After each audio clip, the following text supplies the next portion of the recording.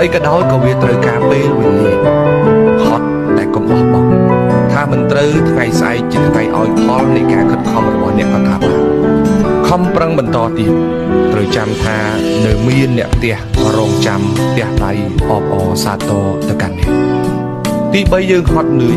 តែយើងមានឱកាសបំពេញក្តីស្រមៃខ្លួនឯងលោកនេះគ្មានរឿងអីដល់ខ្លាញ់មិនចេញទេបណ្ដោយតាមធម្មជាតិជឿលើវាសនាទៅមានពេលខ្លះគិតច្រើនពេកមិនប្រកាសថាជារឿងល្អទេឡើងលើភ្នំពិបាកចុះពីលើភ្នំស្រួលនេះគឺជាការយល់ឃើញរបស់ចាស់ចាស់ប៉ុន្តែខ្ញុំយល់ថាឡើងភ្នំប្រឹងកម្លាំងចុះពីលើភ្នំប្រឹងស្មារតីឲ្យតែអាចឡើងបានចុះបានមិនមែនជារឿងពិបាកទេរឿងដែលពិបាកគឺឡើងមិនបានចុះមិនបានអ្វីដែលគួរធ្វើខ្ញុំបានធ្វើអស់ទៅហើយសម្រាប់លើព្រំលិខិតតែចុះ